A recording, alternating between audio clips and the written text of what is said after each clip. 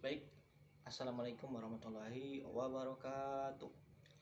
Balik lagi dengan saya di sini, Andi Ahmad dan Firdaus dalam uh, pembahasan mengenai konflik kontemporer yang ada di daerah Afrika, yang dimana konflik kontemporer ini adalah mata kuliah dari sejarah Afrika yang diampu oleh dosen Pak Muhammad Azmi MPD. Jadi di sini saya akan menyampaikan apa saja konflik kontemporer yang ada di Afrika. Oke, langsung saja pada pembahasan pertama, yaitu konflik yang terjadi di Afrika yang belum terselesaikan hingga saat ini. Lesotho adalah sebuah negara di Afrika Selatan. Lesotho merupakan salah satu negara di benua Afrika. Luas wilayahnya hanya 30.395 km persegi dan jumlah penduduknya 2.840.000 per tahun 2022. Oleh karena itu, Lesotho tidak memiliki perbatasan laut dan perbatasan langsung dengan Asia Selatan. Afrika Selatan. Lesotho juga pernah disebut Besutoland, yang merupakan negara ini merupakan jajahan Inggris dan merdeka pada tanggal 4 Oktober tahun 1966 dan menjadi jajahan Inggris. Bahasa yang digunakan oleh masyarakat Lesotho adalah bahasa Inggris dan juga bahasa Sesotho sendiri. Kemudian ekonomi Sesotho masih sangat bergantung pada Afrika Selatan. Sebagian besar perekonomiannya atau PDB-nya Lesotho berasal dari tenaga kerja asing.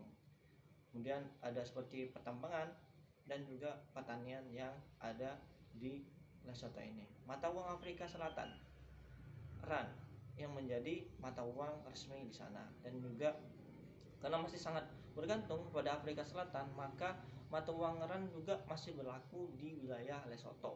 90% kebutuhan sehari-hari Lesotho didatangkan dari daerah Afrika Selatan. Keunikan lainnya adalah penggunaan selimut tradisional Lesotho dan pakaiannya terbuat dari wol ini karena Lesotho memiliki 4 musim dan suhunya sangat dingin di musim dingin tentunya. Kemudian yang kedua adalah kegagalan mengayomi dan menghargai kemajemukan masyarakat disepakati sebagai penyebab berbagai konflik di benua Afrika. Kita tahu sendiri bahwa benua Afrika ini erat dengan yang namanya konflik. Jadi Perserikatan Bangsa-Bangsa atau PBB menelusuri segala jenis kriminalisasi sosial, politik, dan ekonomi di benua ini berhulu pada diskriminasi berbasis ras dan kelompok etnis. Banyak ditemukan kasus orang-orang ditolak untuk mengakses layanan kesehatan, pendidikan, bahkan mengutarakan pendapatnya saja karena ia berasal dari kelompok atau etnis tertentu yang memiliki warna kulit tertentu atau menganut kepercayaan minoritas. Dan jumlah kelompok separatis, kelompok bersenjata, dan kelompok terorisme semakin meningkat.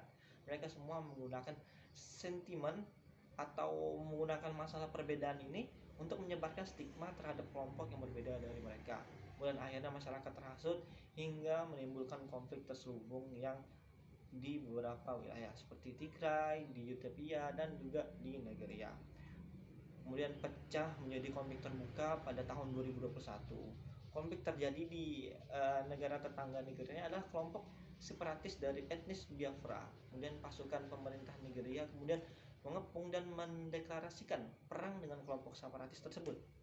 Adapun masalah lebih lanjutnya, krisis kemanusiaan ini adalah krisis migran organisasi atau migran internasional. Menurut organisasi migran internasional atau IOM menghitung bahwa dari tahun 1965 hingga tahun 2021 rata-rata ada 440.000 orang meninggalkan benua Afrika setiap tahunnya. Umumnya mereka menuju ke Eropa demi mencari peruntungan. Kemudian alasan mereka meninggalkan kampung halamannya ialah akibat tidak ada pekerjaan, tidak ada tempat tinggal, dan masalah keamanan di Afrika.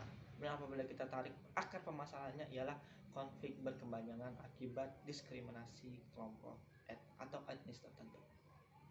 Kemudian kita beralih pada pembahasan yang ketiga, yaitu bagaimana tanggapan dan penyelesaian pemerintah Afrika dan masyarakat terhadap konflik yang terjadi di negaranya.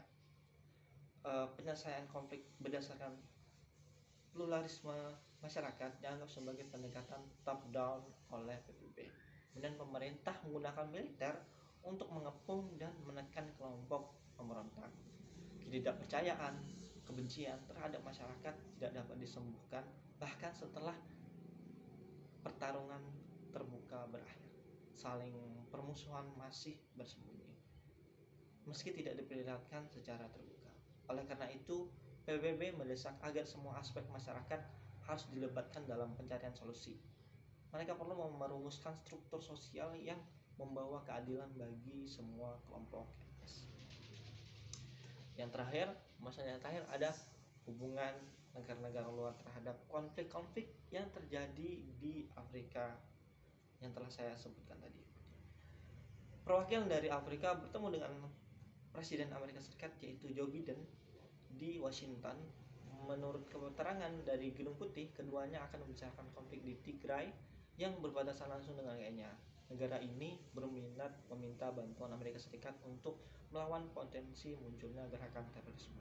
Jadi kita tahu bahwa negara yang gencar untuk melawan atau kerap sekali anti terorisme adalah negara US atau Amerika Serikat.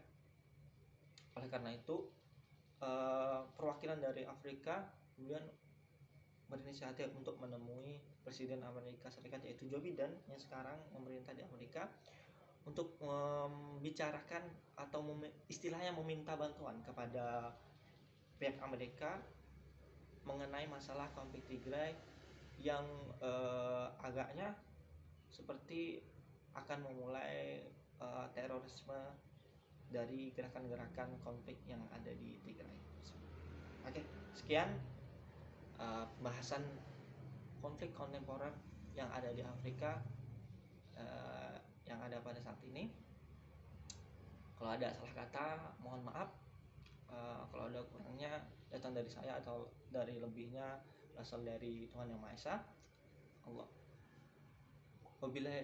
Akhir kata, wabillahi taufiq wal hidayah, waridho wal inayah. Wassalamualaikum warahmatullahi wabarakatuh.